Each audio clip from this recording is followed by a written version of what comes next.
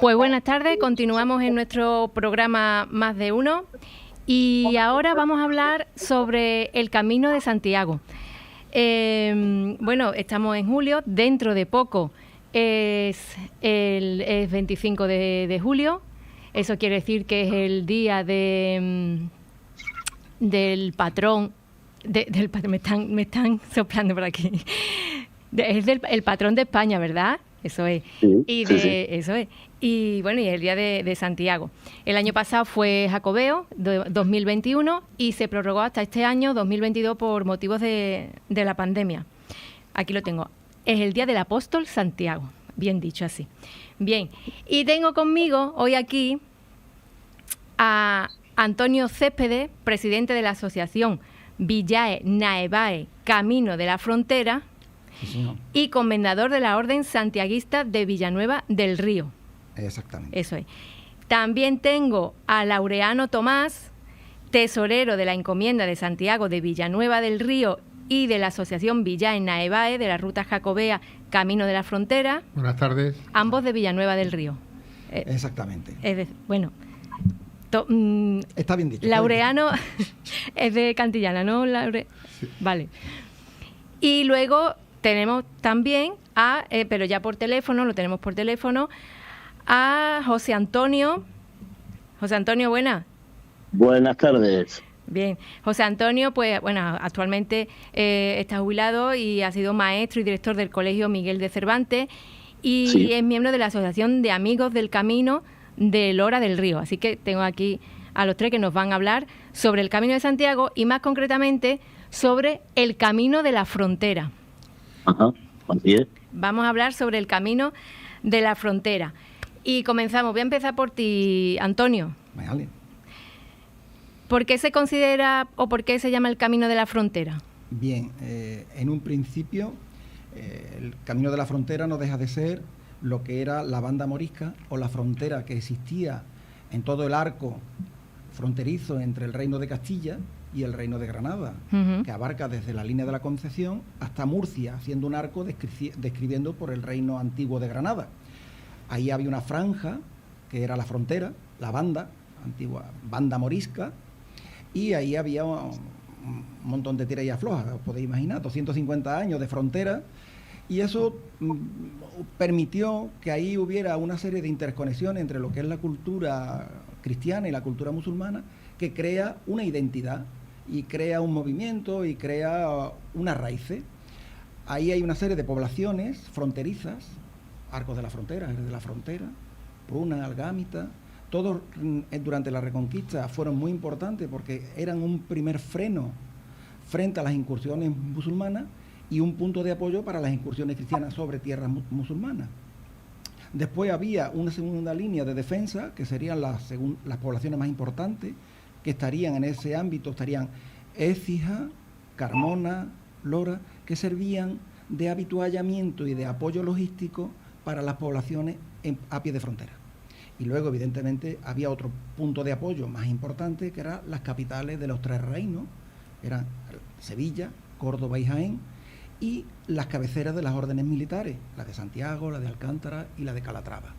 Todo eso hace un conglomerado de movimientos de tropas, de movimientos de comercio, de movimientos de habituallamiento para los esfuerzos de la guerra, que hace que nosotros lo documentemos de esa manera.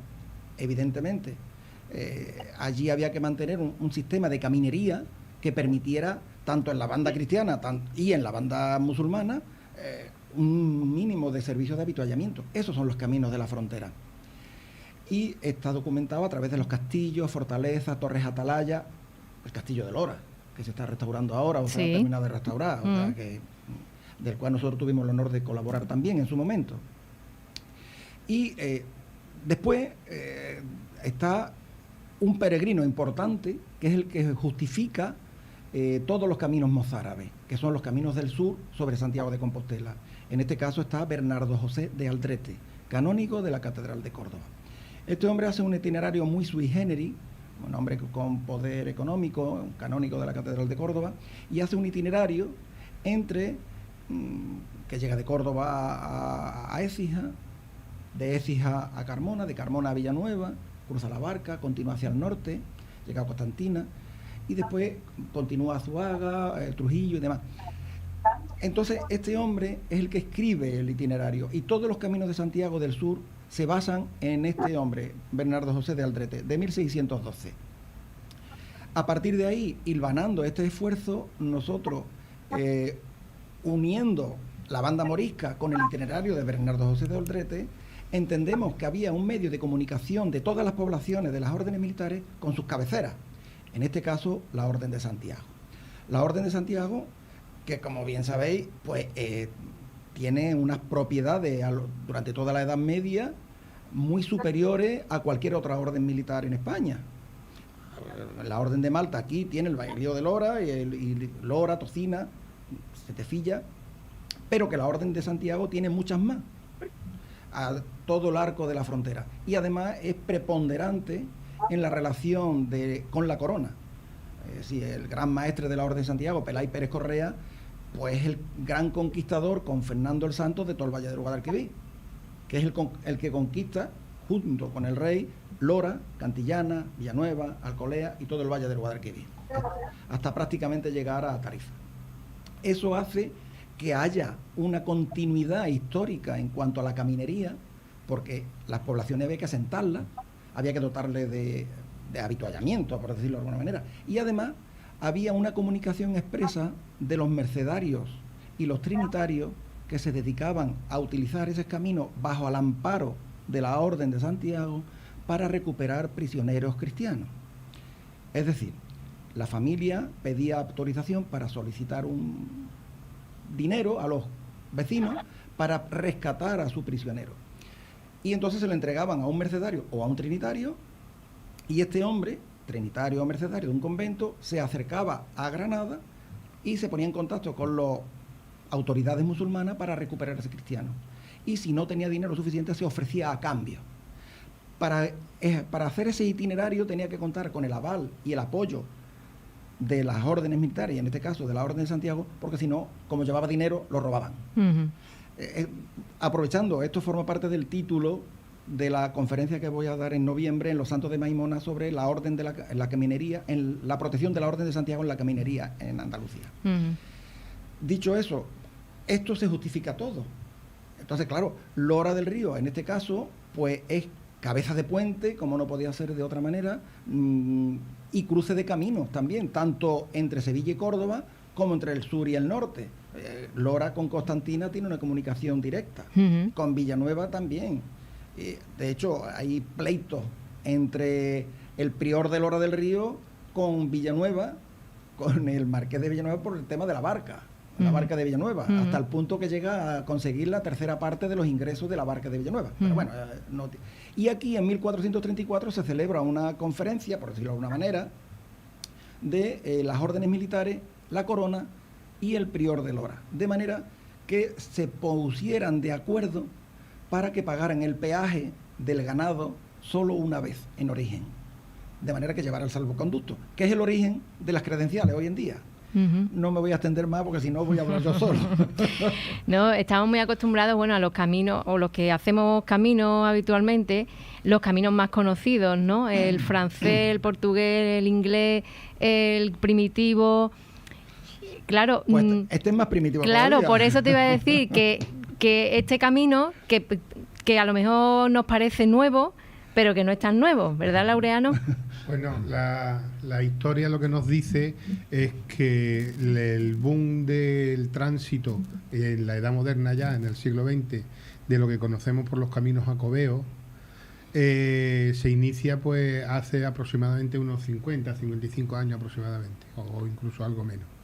Entonces, al tener el vínculo con Centro Europa, ha tenido un gran desarrollo, uh-huh. Porque aúna en el norte pues el tránsito de los peregrinos que vienen de Centro Europa. De hecho, está más que argumentado en mucha documentación de lo que hoy conocemos como Unión Europea, como el vínculo de unión de toda la Unión Europea, la vinculación jacobea y nuestra fe cristiana.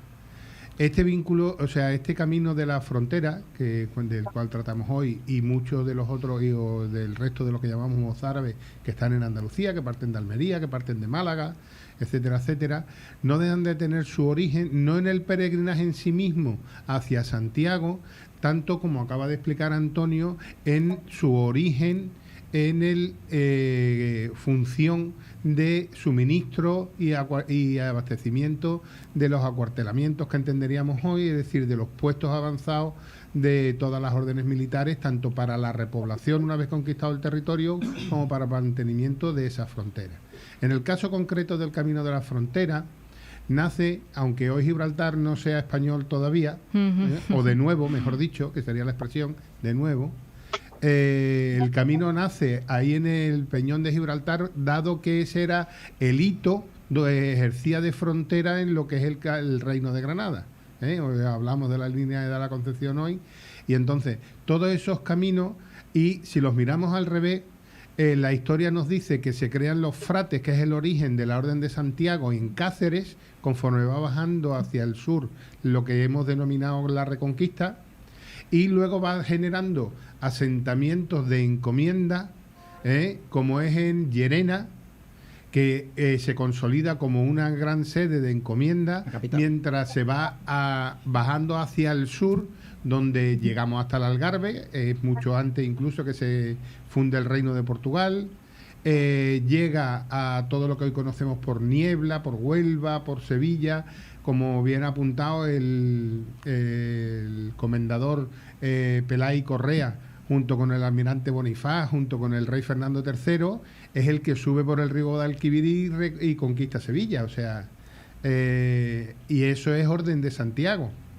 La Orden de Santiago está presente en todo el Aljarafe, Santiago está en Castilla de la Cuesta, Santiago está en lo que hoy conocemos por Valencina de la Concepción, etcétera, etcétera.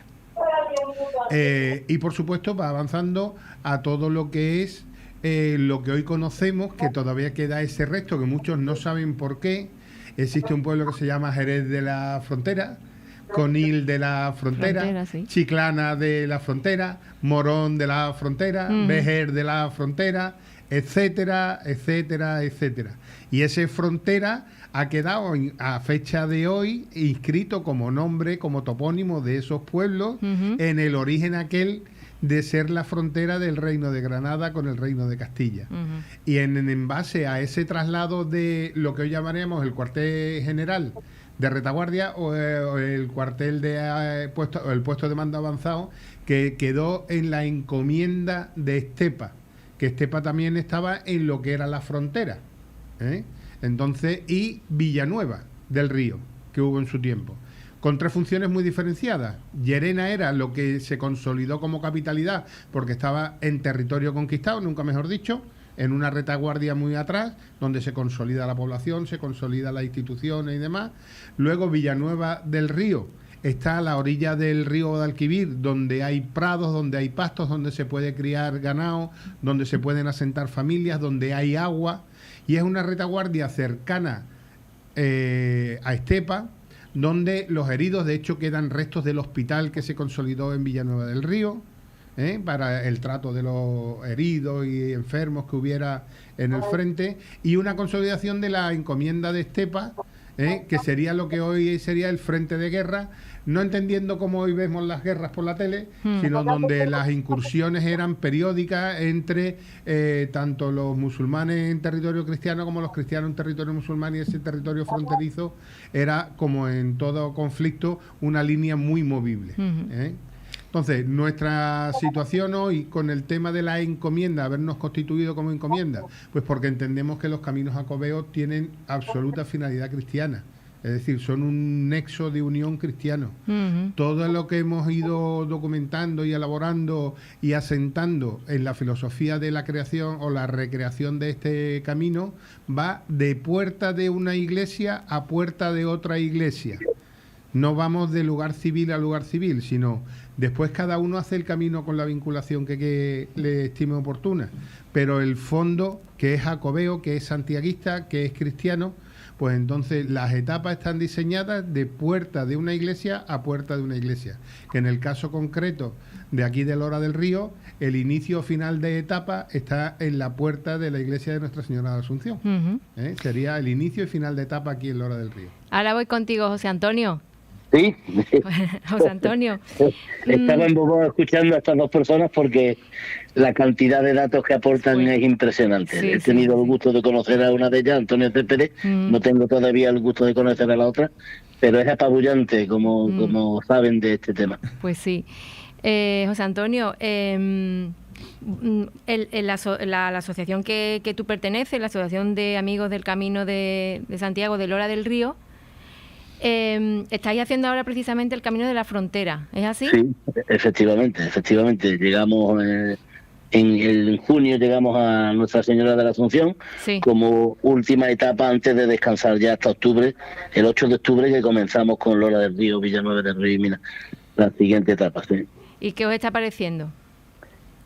Bueno, como es una experiencia nueva a la que yo accedí, digamos que entre comillas por casualidad, porque ya tenía el documento de Bernardo Orsán de Aldrete en mis manos y llegó por casualidad un documento de Diputación en que se hablaba del Camino de la Frontera, pues a partir de ahí comenzó a interesarme. ¿Por qué? Porque yo llevo andando desde el año 2006. Un grupo de Canita, mi mujer y dos amigos íntimos, que después al final se ha convertido en un grupo de 8 o 10. Sí. Entonces, hasta llegar a este momento en que comenzamos el 26 de octubre del 2019 en Olvera, pues comenzamos con la coordinación, que no debo de dejar de mencionarlo, de mi compañero y amigo Emilio Morales.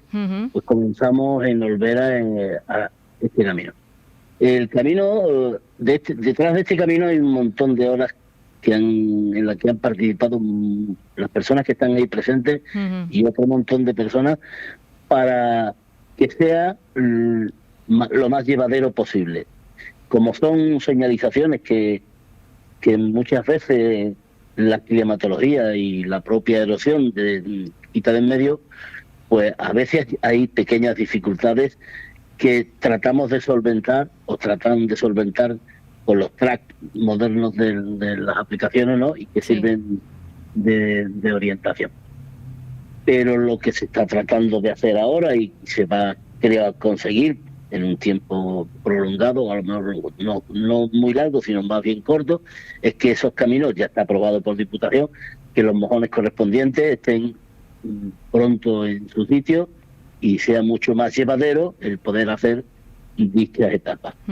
Me preguntaba, pues bueno, comenzamos con la serranía, la Sierra Sur. A mí lo que más me atraía era que atravesaba la provincia de Sevilla por completo. Sí. Entonces fue una de las principales atracciones para mí, ¿no? Bueno, pues además pasaba por Lora del Río. Entonces, esa atracción, la Sierra Sur, con toda su sequedad, pero tiene paisajes recomendables. Después llegamos a la campiña y es un poco más difícil de llevar, en el sentido de que se puede pillar mayo, junio y hace más calor. Sí. La Sierra Norte va a ser muy bonita, promete ser muy bonita. Y yo conozco un poquito porque he hecho la Vía de la Plata, donde vamos a llegar a terminar en Los Santos de Maimona, ¿no? Yo creo que lo que nos queda es muy interesante también. Y hasta ahora el grupo, yo comenzamos unas 30 y tantas personas, fluctúa porque lo hacemos una vez al mes y un sábado, y fluctúa de 30 y tantos a 25, de 22 a 28, a 20, depende de cómo le pille a cada persona. Claro. No es algo que esté fijo, sino que la gente se va agregando, se va quitando, le parece bien, le parece mal, menos bien. Entonces es una experiencia que yo ya he repetido, esta es la segunda vez que hago una cosa así, porque yo fui miembro de ACAL. Sí. Y en el año 2013 comenzamos la Ruta de la Plata desde Sevilla y comenzamos y llegamos hasta yo hasta Astorga, y ahí dejé a la gente a su libre albedrío para que continuara hasta Santiago de Compostela. Es decir, que no es la primera vez que lo he hecho, sino que ya tenemos un poquito de experiencia pero no va a ser la última, eso seguro, porque el gusanillo del caminante, del peregrino, eso se mete muy dentro y es difícil de quitarlos de en medio. Además, emociona mucho que tengamos flechas amarillas aquí en Lora. Sí, bueno, es verdad, porque hay en algunos pueblos todavía hay que ponerlas. O sea que, pero bueno, que en eso estamos. En la anterior corporación hemos tenido contacto con ella para poder poner los mojones. Se ha estado trabajando en eso, y ahora me imagino que con la nueva corporación también llegaremos a acuerdos para que eso continúe en su camino, evidentemente. Y José Antonio, ¿cuándo tenéis previsto llegar más o menos a Santiago? Bueno, nosotros no vamos a llegar a Santiago, lo vamos a dejar en Los Santos de Maimona. Vale. Yo lo que hago es coordinar un poco el grupo, y quien quiera seguir, estupendo, me puede pedir la ayuda que quiera, que incluso yo puedo, o nosotros podemos seguir con ellos algunas etapas más, pero la idea es que él autónomamente o ella autónomamente consigan que ese gusanillo les lleve hasta Santiago de Compostela. Hay gente que lo ha conseguido ya y que han vuelto a repetir en este grupo, que están en este grupo, y otros que el objetivo es que ellos mismos o ellas mismas sigan el camino, en este caso por la Ruta de la Plata, hasta llegar a Santiago, que no tiene por qué ser ni en el mismo mes ni en el mismo año, sino que, como antes bien decían los contertulios que están ahí, es algo que tú puedes organizar como bien quieras, espiritualmente, cristianamente, culturalmente, desde cualquier punto de vista.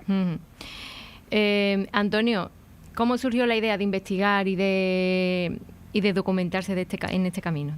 Pues es muy curioso, porque en principio viene de mi padre. Mi padre en los años 40 se dedicaba a transportar ganado entre Extremadura y Andalucía, y utilizaba los caminos. Y me contaba que antiguamente existía un camino, que es el que actualmente se usa como Camino de Santiago, que ya se conocía como Camino Cartaginés, como Camino Fenicio, ¿verdad? Que es muy antiguo el camino. Entonces, me interesaba el recorrido que hacía mi padre, y claro, cuando empiezo a buscar, empiezo a encontrarme referencias arquitectónicas, históricas, y entonces empecé a hilvanar la historia, y aparece el documento de Bernardo José de Aldrete, pues ya blanco y en botella. Entonces, a partir de ahí se estableció la idea del proyecto, y entonces Laureano y yo empezamos una campaña de visita a cada ayuntamiento, que son 34, distantes 400 kilómetros del primero al último, y fuimos a explicar el proyecto.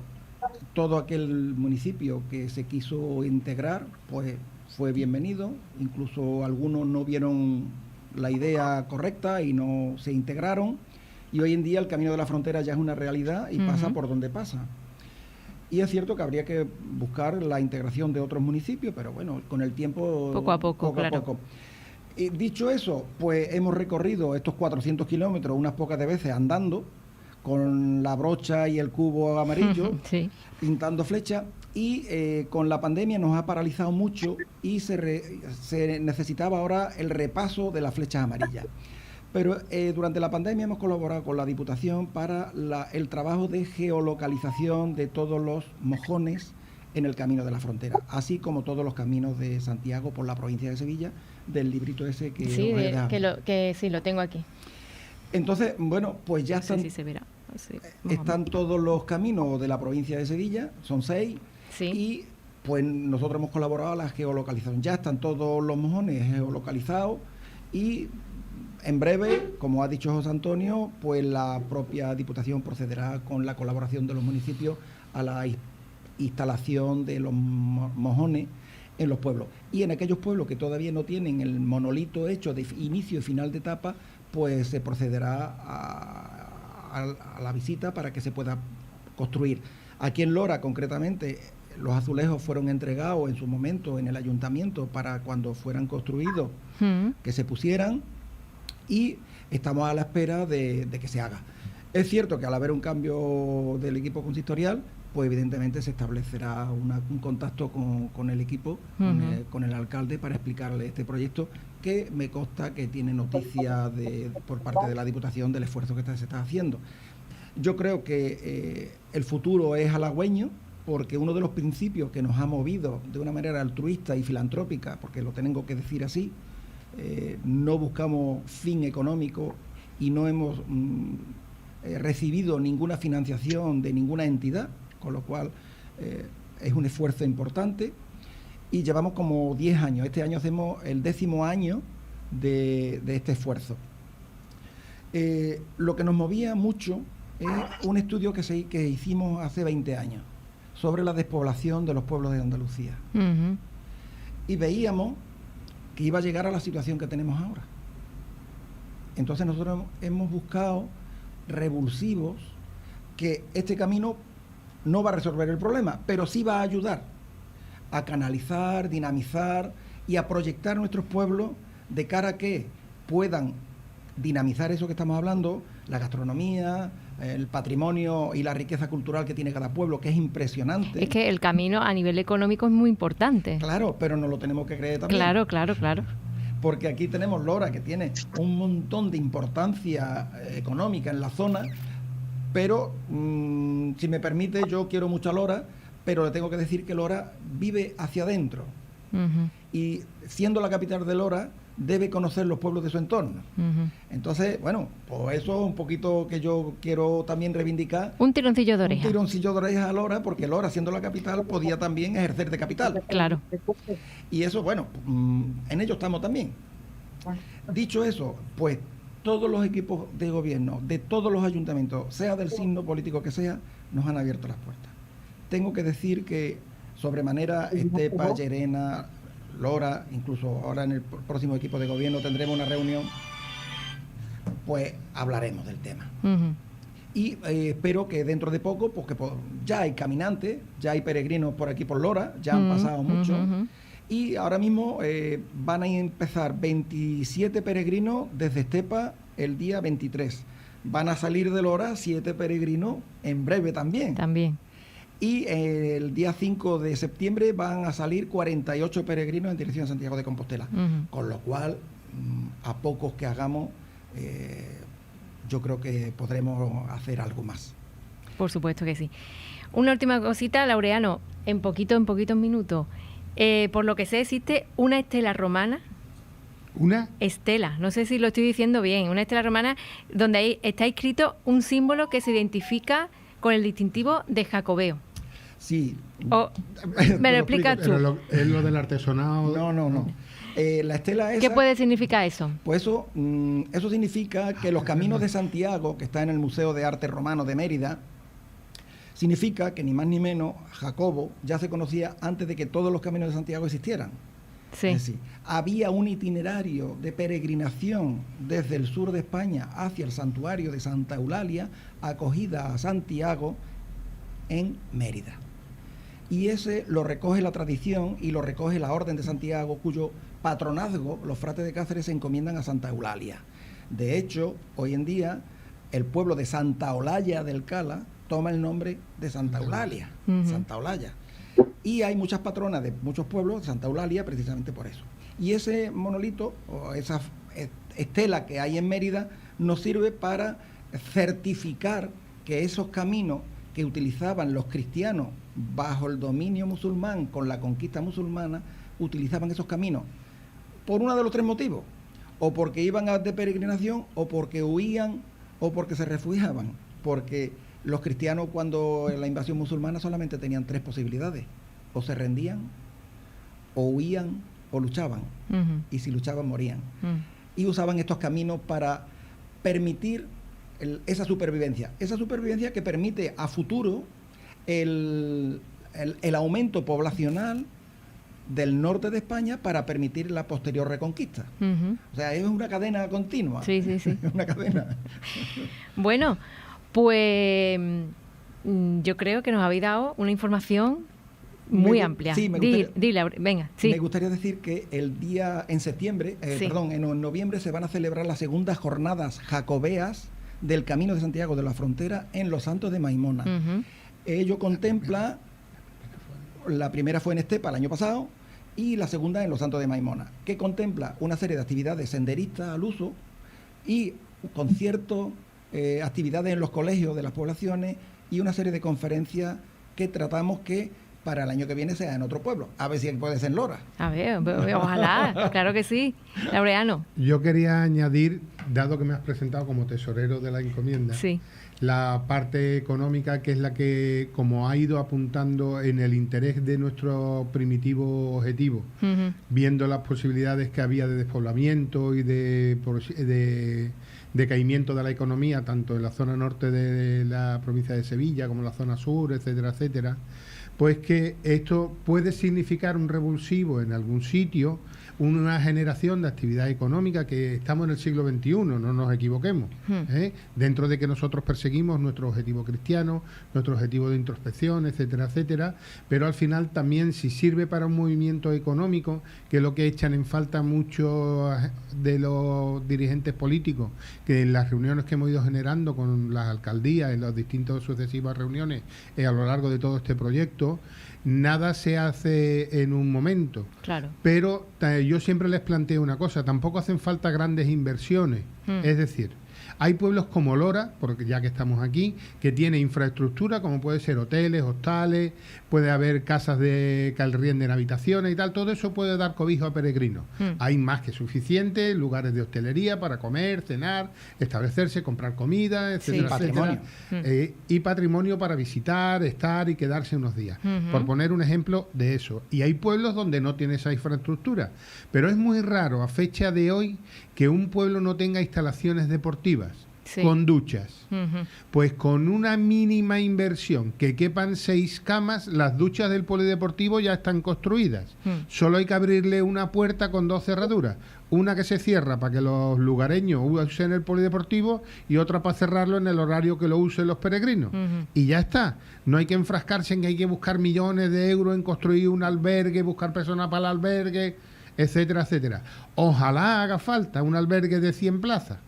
Pues señal de que pasan miles de peregrinos toda la semana, pero que no hacen falta grandes inversiones para dar servicio y sobre todo dar iniciativa en esos sitios. Si el ayuntamiento no puede hacer incluso eso, siempre habrá 3 vecinos con una casa grande con 4 habitaciones que den acogida a los peregrinos. No estoy diciendo que lo hagan gratis, claro. Que también, pero puede generar un movimiento económico. Y si a la gente se la trata bien y a gusto, porque al final van a estar un día normalmente un peregrino en una localidad, si lo tratan bien, eso se difunde una barbaridad. Y hoy, existiendo las redes sociales, más todavía. Y eso da lugar a movimiento económico, que es el último objetivo que siempre persigue cualquier autoridad municipal o local, etcétera, etcétera, buscando en todo esto. Totalmente. Es lo que quería apostillar. Bueno, pues nos tenemos que despedir. Yo invitaría a todo el mundo a que hiciera el Camino de Santiago, al menos una vez en la vida. Perdona, ya que lo estás diciendo, es que lo hemos comentado off the record, como es decir, lo de la radio, fuera de micrófono. Nuestro camino, por el lugar geográfico que ocupa, nuestra recomendación de transitarlo, por razones obvias, y estamos en pleno mes de julio, es del mes de octubre al mes de mayo, donde el clima de nuestra comarca o de nuestra provincia o de nuestro lugar permite hacerlo bastante más cómodamente. No del mes de mayo al mes de octubre, donde tenemos las temperaturas que tenemos, y por desgracia ya hemos lamentado en años pasados personas pues que incluso llegan a fallecer por desconocer dónde se encuentran, a pesar de la grandísima información que se facilita para el tránsito de toda esta zona. Muy bien. José Antonio. Sí. Pues que nos tenemos que ir, que muchísimas gracias por estar con nosotros. Mira, déjame 2 segundos. Quiero agradecer a muchas personas a lo largo de este camino, desde Olvera hasta Lora del Río, que nos han ayudado de cualquier forma lo han hecho, y lo han hecho desinteresadamente. Creo que también desde Lora del Río hasta que terminemos en Los Santos de Maimona, así será. Son personas que están para lo que sea, para lo que se pueda hacer, para colaborar. Me parece magnífica esa actitud, porque no solamente la hacen con el Camino de Santiago, Camino de la Frontera, sino yo creo que lo harán con otras muchas personas. Muchas gracias por la invitación. José Antonio, buen camino. Gracias, igualmente. Y bueno, muchas gracias Antonio Céspedes y muchas gracias Laureano por estar aquí con nosotros hoy. A vuestra disposición. Y gracias a vosotros. Para mí ha sido un placer. Igualmente. Muchas gracias. Buenas tardes. Ya.